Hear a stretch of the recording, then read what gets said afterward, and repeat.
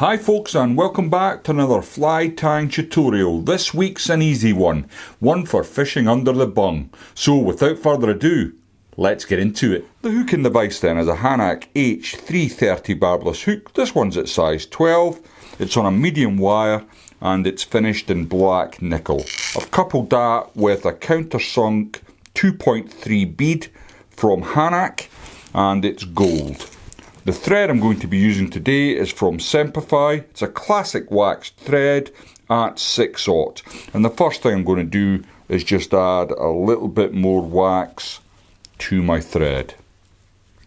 Now, to start the fly off, I'm going to make sure the bead's seated up behind the eye and get a few turns just in to hold the bead in place. It's not essential to do this because the dressing will push that bead up to the eye, but I don't like it moving around whilst I'm tying, so I always put a few extra turns just to hold that into place. Now I'm going to come round where the hook starts to bend away and then just remove my waste. Now for the tail of this fly I'm using some Coq de Leon here. And I've already taken a feather out the packet, and as you can see it's a lovely fine feather, and I want to be taking around a dozen fibres off the stalk. Now you can use, if you don't have Coq de Leon, and a cock cape will do, just some fibres, and I want it to protrude from the back of the shank around 3 or 4 millimeters, and that's just about right. Try and make sure you keep it together. I've got a one sneaking out there. I'm just going to try and correct that. And once you're happy that's in place, you can come in and remove the excess at the top here. Now I'm going to come all the way up to the top. Try and keep working that thread onto the shank. You want that little taper. And then once I've got my thread up behind the bead again, I'm going to add a little bit more wax. And what I'm going to use for the rib of this fly is pearl quill in a medium. Now this is code number 19.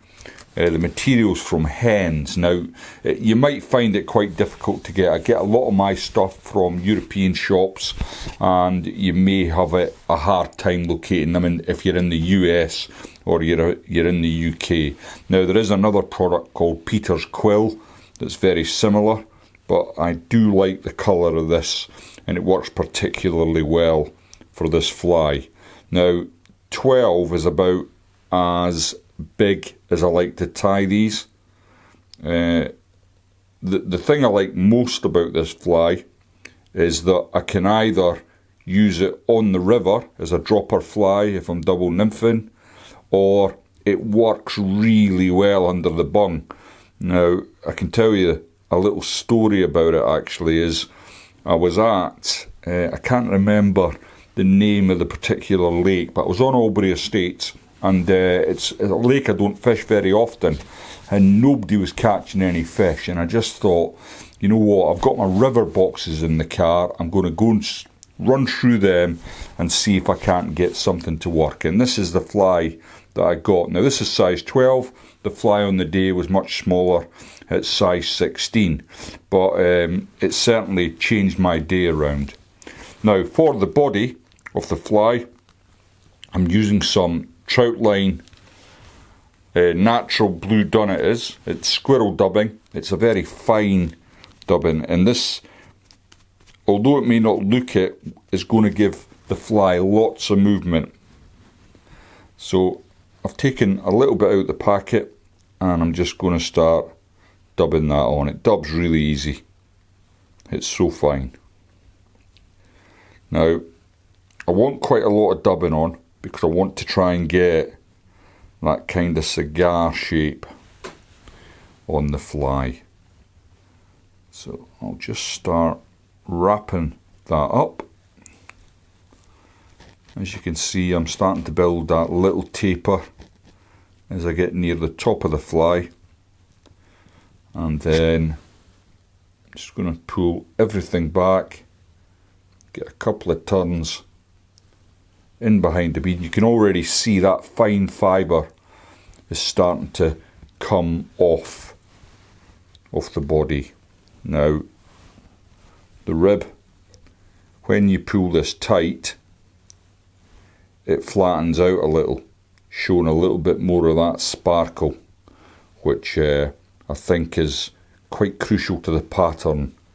It's pretty subdued, but this just adds that bit of bling that I think trout like, especially rainbows. They like a bit of bling. So I've got a couple of turns over my rib. I'm going to pull everything back, and I want to get a couple of turns in front of the rib. Now at this point I can come in and remove my excess rib. Now to finish this off, I'm going to just add a little spot of super glue to the shank of the hook, like so.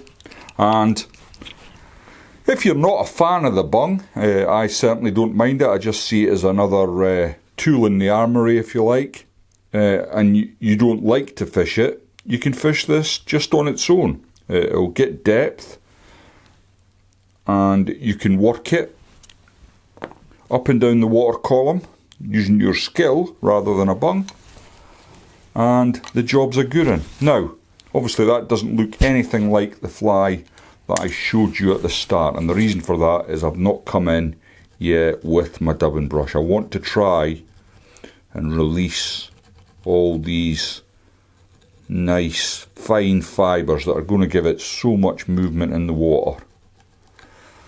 And then once I've ragged them out, I can simply and gently comb them back. Now it doesn't represent anything in particular, it's just a generic buggy looking fly, and I can almost guarantee if you tie it similar to this, it doesn't have to be the exact materials, but if you can get that profile going on and that thin look, you'll definitely catch fish. Thanks for watching. If you want to know more about the bung, why don't you check out the video on screen now.